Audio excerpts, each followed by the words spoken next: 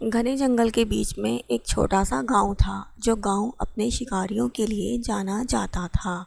ان میں مائک نام کا ایک آدمی تھا جو ان سب میں سب سے زیادہ ماہر شکاری تھا۔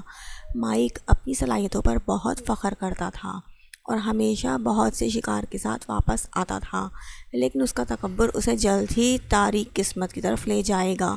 وہ نہیں جانتا تھا۔ خزاں کی ایک صبح میں مائک نے جنگل میں جلدی جانے کا فیصلہ کیا۔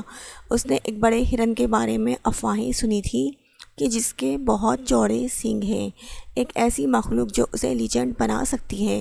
اسے تلاش کرنے کے لیے پرعزم مائک اپنی قابل اعتماد رائفل اور چند سامان لے کر صبح سویرے نکلا۔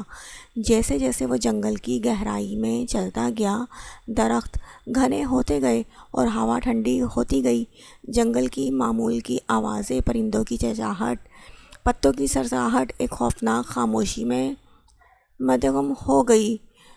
گھنٹے گزر گئے اور مائک کو ہرن کہیں نہیں ملا۔ مایوسی بڑھتی گئی اور اس نے اپنے ارادے پر لعنت بھیجی۔ ابھی وہ پیچھے مڑنے ہی والا تھا کہ اس نے اسے دیکھا۔ ہرن ایک چھوٹی سی جھاڑی میں کھڑا تھا۔ اس کے سینگ ترچھی سورج کی روشنی میں چمک رہے تھے۔ مائک کی سانس حلق میں اٹک گئی۔ یہ اس کے تصور سے بھی زیادہ خوبصورت تھا۔ آہستہ آہستہ اس نے اپنی رائفل اٹھائی، نشانہ بنایا اور گولی چلا دی۔ گولی چلی اور ہرن گر گیا، لیکن جیسے ہی مائک اپنے شکار کے قریب پہنچا، اس کے ارد گرد تیز ہوا چلنے لگی۔ اسے اچانک ایسا لگا جیسے کوئی اسے دیکھ رہا ہو۔ اپنی بے چینی کو نظر انداز کرتے ہوئے اس نے ہرن کے پاس جھک کر اس کی خوبصورتی کی تعریف کی۔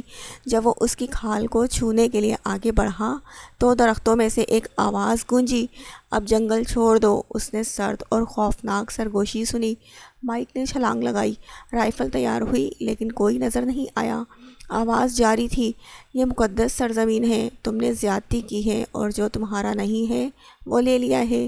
اپنی ٹرافی کا دعویٰ کرنے کے لیے پرعزم مائک نے آواز کو اپنا وہم جانا۔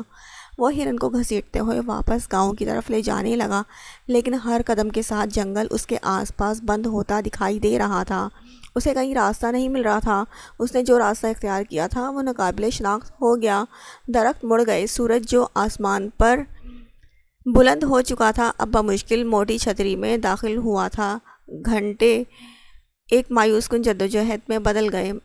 مائک نے محسوس کیا کہ ہرن کا وزن بڑھتا جا رہا ہے، اس کے اعضاء میں درد ہو رہا ہے۔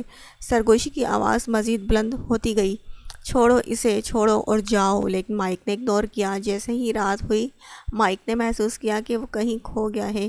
تھکن نے اسے قابو پا لیا تھا۔ وہ ہرن کے پاس گر گیا۔ اندھیرے میں جنگل بہت ڈراؤنا لگ رہا تھا۔ اسے جنگل سے خوف محسوس ہونے لگا۔ آخر نیند اس پہ مہربان ہو گئی۔ جب وہ بیدار ہوا تو پتوں سے ٹکرانے کی آوازیں تھیں۔ اس نے نظر اٹھا کر دیکھا کہ ایک شخص اس کے اوپر کھڑا ہے، ایک لمبا، کھوکھلی آنکھوں والا اور چہرہ چاند کی طرح پیلا ہے۔ اس آدمی کے کپڑے پرانے تھے۔ آپ کو خبردار کیا گیا تھا، آدمی نے درختوں میں سے گونجنے والی آواز میں کہا۔ یہ جنگل آپ کے شکار کا نہیں ہے۔ آپ نے ایک مقدس مخلوق کی جان لی اور اب آپ کو اس کی قیمت ادا کرنی ہوگی۔ مائک نے معافی مانگنے کے لیے بولنے کی کوشش کی، لیکن اس کی آواز اس کے حلق میں پھنس گئی۔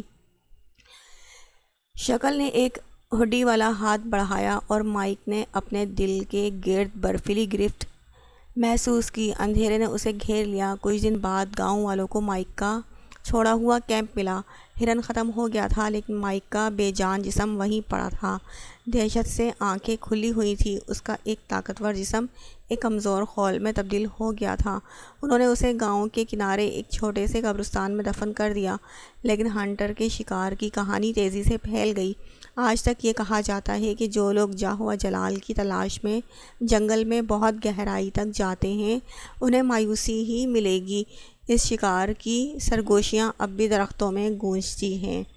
کچھ لوگوں کے مطابق خاموش راتوں میں اب بھی مائک کی آواز سنی جاتی ہے، ہوا میں ایک بھوت بھری سرگوشی جس میں وہ شکار نہ کرنے کی التجا کر رہا ہوتا ہے، ایک بھوت بھری سرگوشی۔